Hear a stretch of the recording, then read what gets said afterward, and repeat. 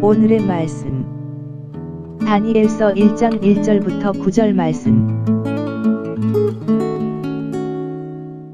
하나님 아버지 은혜 감사합니다. 토요일 주말 아침에도 주님 앞에 나와 말씀으로 하루를 시작하게 하시니 감사합니다. 이 시간 성령으로 우리 모두에게 하나님의 음성을 들려주옵소서. 예수님의 이름으로 기도합나이다. 아멘. 할렐루야. 성교 성도 여러분, 오늘 하루도 주님과 동행하시고 하나님의 은혜가 가득한 하루가 되시길 축원합니다.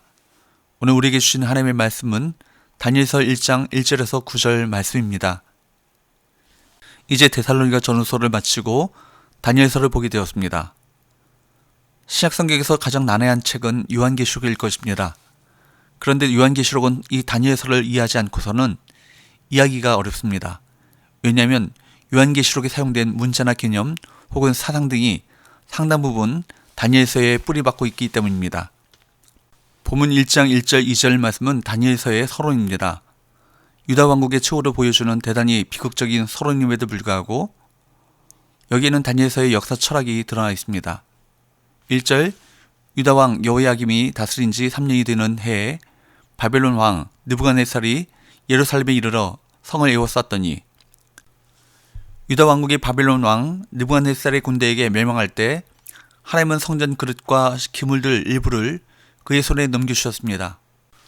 느부갓네살은 그것을 바벨론의 신전 창고에 두었습니다.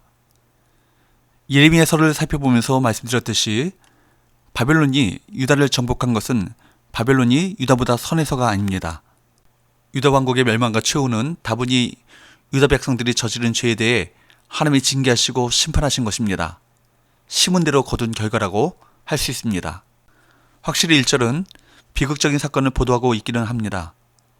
그러나 이것은 유다의 비극적인 역사에 대한 단순한 서술이 아닙니다. 2절을 주목해서 보십시오. 이 구절의 핵심은 주께서라는 단어입니다. 2절 한번 볼까요? 주께서 유다왕 여호야김과 하나님의 전 그릇 얼마를 그의 손에 넘기심에 그가 그것을 가지고 신할 땅 자기 신들의 신전에 가져다가 그 신들의 보물창고에 두었더라. 하나님의 백성들은 포로가 되어 잡혀가고 성전은 다 불에 타고 성전에 놓여져 있었던 모든 거룩한 기구들, 그릇들은 느부갓네살 왕의 손에 의해서 바벨론 땅으로 이전되었습니다.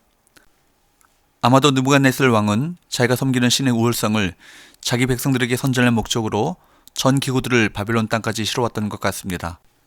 이 모든 사실들이 유다민족에게 대단히 슬픈 종말이요 비극적인 사건임에도 불구하고 단순히 비극이 아니라고 강조하는 이유가 있습니다. 그것은 이 모든 일을 행하신 분이 바로 주님이시기 때문입니다. 글라이슨 아처라고 하는 유명한 신학자도 다니엘서에 중심된 주제가 있다면 그것은 하나님의 주권이라고 말했습니다. 정말 그렇습니다. 다니엘서의 핵심 주제는 하나님이 이 역사의 주인이시다라는 것입니다. 주님의 백성들이 당하는 슬픈 사건까지도 하나님의 손안에서 이루어집니다.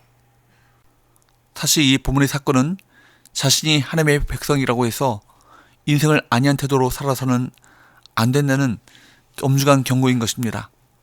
하나님께서는 자기 백성들을 이렇게 불신자들과 역사 앞에 조롱거리로 삼으시기도 합니다. 아마도 하나님의 깊은 심정을 헤아리지 못하는 세속사가들은 하나님의 백성들이 당하는 비극적인 사건을 보면서 이제 하나님의 역사는 끝났다고 단정 지었을지도 모르겠습니다. 하지만 절대 그렇지 않습니다. 하나님께서 자신의 백성들을 징벌하신 것은 사실이지만 이 징벌이 반드시 그들의 최후를 뜻하는 것은 아니었습니다. 하나님께서는 새로운 내일의 역사를 이루어가시기 위해 징계라는 수단을 사용하셨던 것입니다. 하나님은 언제나 당신의 백성들을 통해서 일하십니다. 비록 유다 백성은 자신들의 나라를 상실하여 포로요, 노예요, 자유를 잃어버린 사람들이 되었지만 그들은 여전히 하나님의 백성으로서 하나님의 쓰임을 받았습니다. 이렇게 하나님의 사람들이 존재하는 한 하나님의 나라는 그리고 하나님의 사역은 계속될 것입니다. 결국 유다 백성들이 경험했던 이 비극적인 사건은 하나님께서 당신의 백성들을 훈련시키셨던 훈련장이라고 할 수 있습니다. 어느 신학자는 이렇게 말했습니다. 다니엘서의 주제는 실로 하나님의 백성들이 신앙을 선택하느냐 아니면 불신앙을 선택하느냐 하는 신앙과 불신앙 간의 전쟁터다. 정말 다니엘서는 당신의 백성들에 대한 하나님의 시험과 함께 시작되고 있습니다. 3절 4절 왕이 환관장 아스푸나스에게 말하여 이스라엘 자손 중에서 왕족과 귀족 몇 사람 곧 흠이 없고 용모가 아름다우며 모든 지혜를 통찰하며 지혜에 통달하며 학문에 익숙하여 왕궁에 설 만한 소녀를 데려오게 하였고 그들에게 갈대아 사람의 학문과 언어를 가르치게 하였고 바벨론의 침공으로 예루살렘 성전 기물들만 바벨론에 넘어간 것이 아니라 사람들도 잡혀갔습니다. 느부갓네살은 사로잡아온 유다 왕족과 귀족 중에서 젊은 인재를 선발해 바벨론을 섬기도록 바벨론의 학문과 언어와 문화를 습득하게 했습니다. 외모와 재주를 겸비한 유다 젊은이들이 바벨론 왕을 섬겨야 하는 처지가 된 것입니다. 물론 똑같은 입장은 아니지만 우리도 주님 오실 때까지는 세상의 학문과 언어와 문화를 습득하며 살아갑니다. 그렇기 때문에 하나님의 백성이 자칫 세상을 섬기는 상황이 되기 쉽습니다. 하나님의 백성의 정체성을 망각하지 말아야 합니다.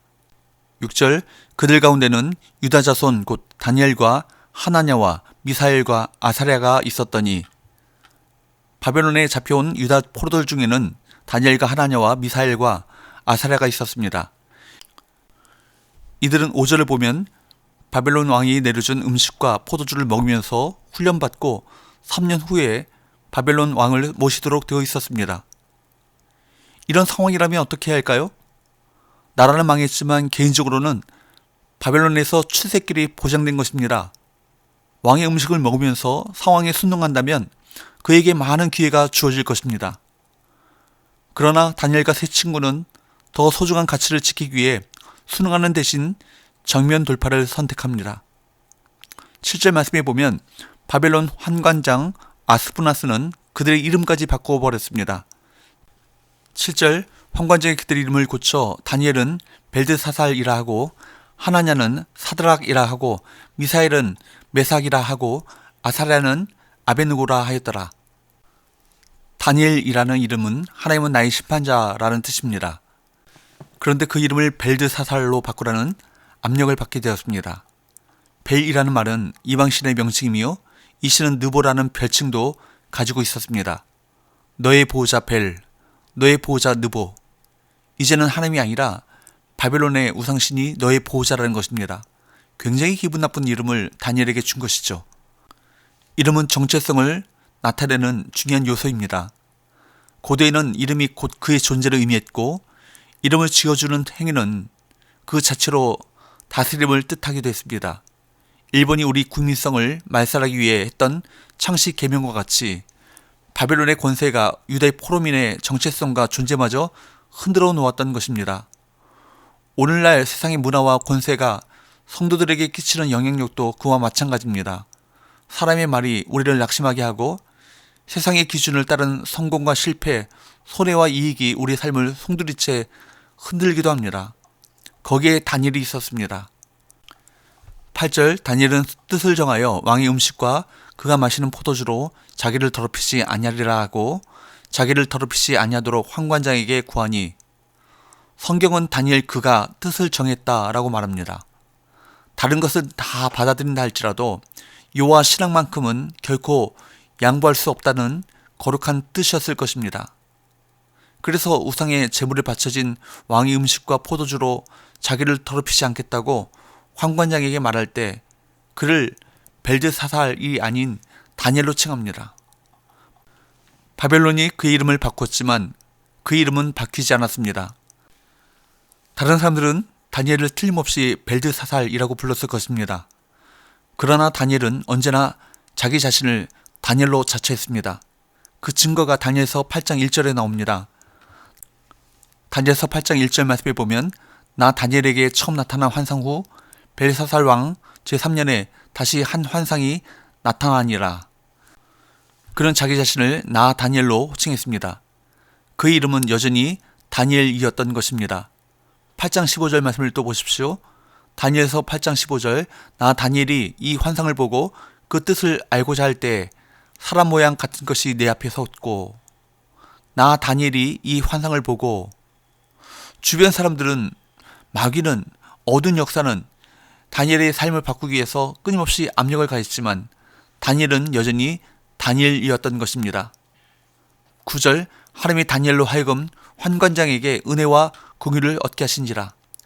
하나님께서는 다니엘이 환관장에게 은혜와 공유를 얻게 하십니다. 그가 하나님 앞에서 뜻을 정하자 그는 겉으로 보기에는 여전히 바벨론의 포로였지만 실체는 하나님의 다스림을 받는 하나님의 자녀였던 것입니다. 사랑하는 여러분, 당신의 이름은 무엇입니까? 우리들의 이름은 무엇입니까? 우리가 그리스도 안에서 새로운 피조물이 된 순간 우리에게 주어진 이름은 바로 성도요 그리스도인입니다.